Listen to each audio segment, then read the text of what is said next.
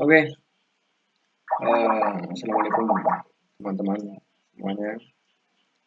Terima kasih sudah hadir di channel saya. Saya ingin menjelaskan tentang eh, bagaimana cara atau mendiagnosa AC yang outdoornya dua-duanya timbul biang es. Jadi kita sering ketemu di sini ya, untuk AC sendiri nggak dingin sama sekali dan keluar batu es atau bersalju di titik pipa besar maupun pipa kecil. Kalau teman-teman, ya makasih ya. Kalau teman-teman tahu di sini pipa besar dan pipa kecil itu adanya di outdoor. Ini harusnya nggak seperti ini warnanya. Putih seperti ini nggak boleh. Kalau misalnya putih seperti ini berarti ada masalah. Nah saya akan membantu teman-teman semuanya menjawab sebuah pertanyaan yang sering dilontarkan di grup saya. Kenapa kok pipa AC saya sering seperti ini dan konsumen saya seperti ini? Silakan diperhatikan teman-teman. Video ini semoga bermanfaat buat teman-teman semua. Saya tidak pernah lupa mendoakan teman-teman agar teman-teman dimudahkan rezekinya oleh Allah SWT dan dilunaskan segala utang-utang. Langsung saja teman-teman ya. Yang pertama, sebab dari kenapa pipa dua-duanya beku adalah yang pertama ini teman-teman. Ini saringan kotor. Kotor terbagi menjadi tiga teman-teman. Kotor sedang, kotor banget, sama kotor biasa. Ini kategorinya sudah kotor banget. Mungkin kita sering tahu AC itu kadang apa sih ini saya. Kadang kita sering tahu kalau misalnya AC itu per 3 bulan harus dicuci, per 4 bulan, kadang per setengah tahun dicuci. Cuma untuk saringan itu saran saya per 2 minggu atau per sebulan. Per 2 minggu lah. Tapi kadang ada yang bandel, ada yang nggak dicuci sampai setahun. Otomatis timbullah debu. Ini kan fungsinya untuk nyaring teman-teman. Ini kan fungsinya untuk nyaring udara dia. Udara itu udara yang dari luar, udara buku kotor, asap rokok, kemudian genteng plafon yang kotor, dan sebagainya. Ini awalnya disaring oleh si saringan ini, filter ini. Kalau kita nggak rajin bersihin ya terjadinya kotor seperti ini dan efeknya untuk outdoor biasanya beku dia. Karena dia tidak bisa membaca, dia namanya liquid bag, dia tidak bisa membaca arus freon yang normal, makanya terjadilah liquid bag. Liquid bag itu menimbulkan pipa besar dan pipa kecil beku duluannya. Langkah utama yang teman-teman lakukan adalah saran saya dibersihkan saringannya. Cukup bersihkan aja. Jadi jangan langsung beranggapan bahwa AC-nya rusak. Bersihkan dulu. Kalau misalnya sudah selesai, berarti sudah aman. Saringannya kotor. Itu per 2 minggu ya. Kalau bisa disemprot dengan air yang bersih, air yang kencang tekanannya. Jangan yang lembek. Nanti kalau misalnya lembek nggak bagus. Oke, saringan. Kemudian yang kedua adalah ini teman-teman. Ini sebab kenapa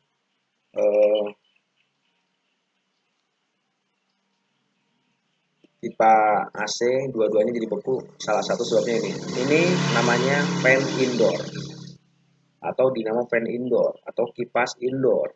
Ini berada di dalam indoor, di dalam ruangan dalam yang luar dingin. Apa kok suka keluar anginnya? Itu kan ada kipasnya teman-teman. Nah kipasnya diatur oleh ini fan indoor ini. Ini biasanya sebabnya banyak. Kenapa dia bisa mati? Jadi jangan langsung beranggapan ini mati teman-teman. Ini jarang rusak. Saya katakan buat teman-teman ini jarang sekali rusak. Ataupun ini jangan sampai rusak. Kenapa bisa rusak? Kenapa bisa nggak berfungsi? Banyak alasannya. Salah satunya yang teman-teman harus pertama yang kita kerjakan nyaring-nyaringan dulu lah. Pertama teman-teman harus cek di sini ada semut. Biasanya kotor di sini teman-teman. Kotor, ada semutnya. Nah, itu akibatnya bikin dia macet. Bikin nggak bisa muter dengan sempurna. Kalau teman-teman sudah bersihkan ininya, insya Allah, sudah putar lagi, sudah normal lagi. Simpel kan teman-teman ya? Hanya semut aja. Yang kedua lahar. Nanti teman-teman di sini ketemu lahar.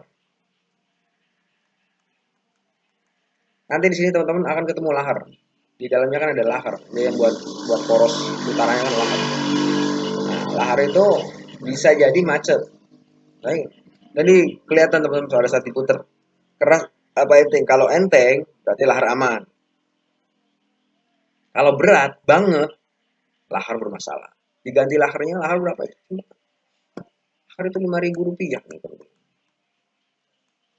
Lahar itu 5.000 rupiah. Satu piece-nya 5.000 rupiah.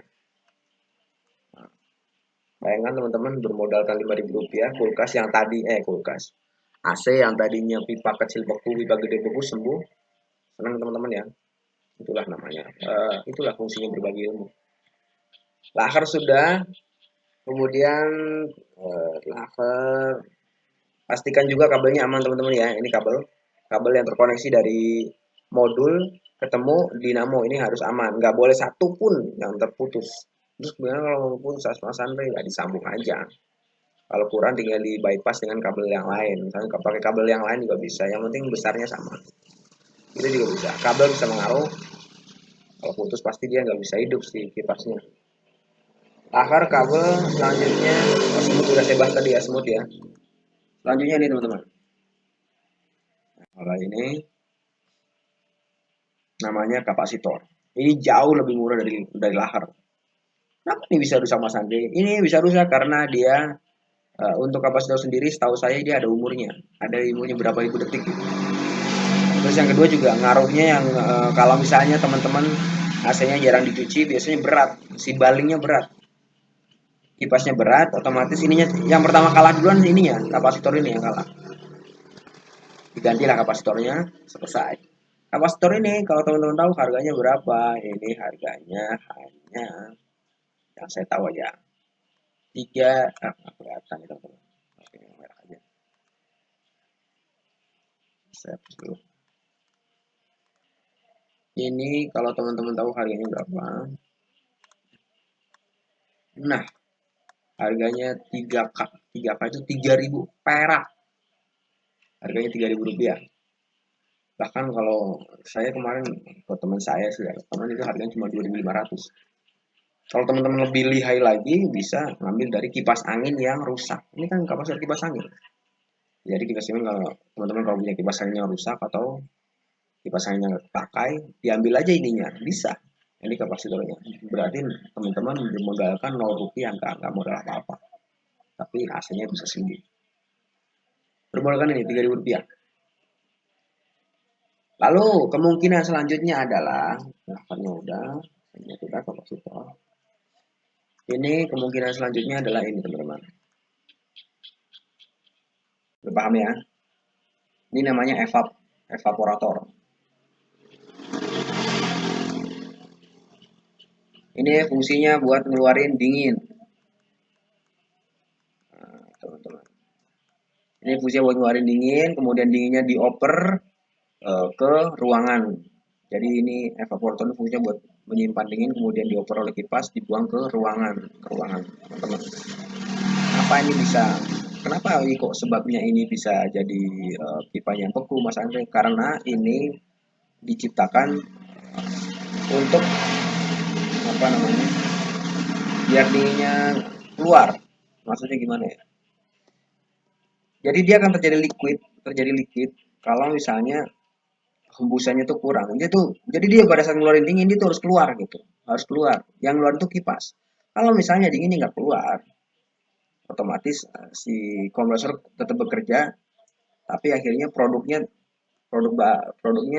dinginnya nggak teroper, timbullah ke akumulator. Nah, jadinya ke akumulator. Makanya kalau ininya kotor. Tandanya gimana maksudnya kalau kotor? Biasanya kalau teman-teman ini udah kelihatan kotor, pada saat teman-teman tempelkan kuping ke angin yang keluar itu ya, anginnya kan kalau AC kan anginnya keluar tuh, indoornya keluar. Oh, kupingnya ditempelin. Pasti ada suara ombak. Sok sok sok sok sok sok sok sok sok sok sok sok sok sok sok sok. Itu suara ombak itu. Nah, itu sudah menandakan bahwa AC teman-teman wajib dicuci. kotor, hanya kotor aja ya. Masalahnya sederhana sekali, evap kotor. Evap kotor akan menimbulkan pipa beku. Paham teman-teman ya? Makanya saran saya kepada setiap saya chatting di grup, setiap saya ngomong di grup saya, pasti saya bilang per setengah tahun dicuci, per 2 minggu dicuci filternya, per saringannya. Jadi jangan telat gitu, jangan setahun 2 tahun baru dicuci. Nah, nanti ya, apalagi kalau pemakaiannya rutin, misalnya 24 jam, apa 20 jam, apa 10 jam rutin itu, nyucinya juga lebih rutin. Paham teman-teman ya? Evap, evap kotor. Yang penting untuk evaporator ini dua yang harus teman-teman perhatikan ya. Satu di evaporator, pada saat kita berasumsi bahwa evapnya kotor. Yang pertama teman-teman harus ininya harus bersih, teman-teman. Ini namanya baling indoor. Ini harus bersih. Ini adanya di dalam indoor. Ini harus bersih. Nggak boleh kotor. Kalau kotor dia nanti akan memicu kotoran-kotoran selanjutnya masuk ke situ, dan yang terjadi waktunya uji AC-nya harusnya setengah tahun jadi cepat 3 bulan, 4 bulan atau 2 bulan karena ininya nggak bersih. Pastikan ininya bersih. Kalau ininya bersih, otomatis AC teman-teman bakal ringan putarannya. Kalau ringan, AC-nya awet, hemat listrik. Oke, ini harus bersih teman-teman ya, paham ya? Paling ya. Selanjutnya adalah ini teman-teman. Ini penyakit yang paling ekstrim sebenarnya. Ini penyakit yang paling ekstrim, tapi saya harus kasih tahu ke teman-teman.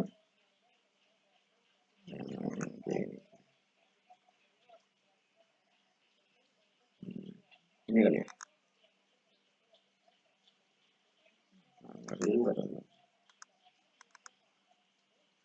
Nah, oke. Semoga teman-teman paham ini. Kalau belum paham ya deh, tanya untuk Kang Asa ini. Ilmunya seperti ini. Di sini ada kalimat oli yang sudah masuk ke dalam sistem.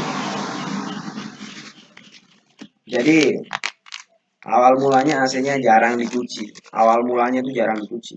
Kemudian akhirnya si pelumas itu naik ke dalam evaporator. Si pelumas naik ke dalam evaporator. Naik ke dalam evaporator yang terjadi adalah pembekuan di sisi pipa kecil maupun pipa besar. Pipa kecil biasa disebut kalau saya biasanya nyebut pipa kecil besar, jadi lebih lebih sederhana gitu. Kalau bahasa tekniknya pipa seperempat, pipa 3/8, pipa setengah, pipa 3/8, 3/4. Saya biasanya nyebutnya pipa kecil besar. Jadi agar teman-teman yang kira-kira belum paham, paham gitu. Ya di sini ada pipa kecil ya, kelihatan ya, pipa kecil, kemudian yang kedua pipa besar. Solusi yang harus teman-teman lakukan adalah kalau misalnya sudah dilakukan hal-hal yang tadi saya sebutkan sebelumnya, tetap nggak bisa berhasil juga.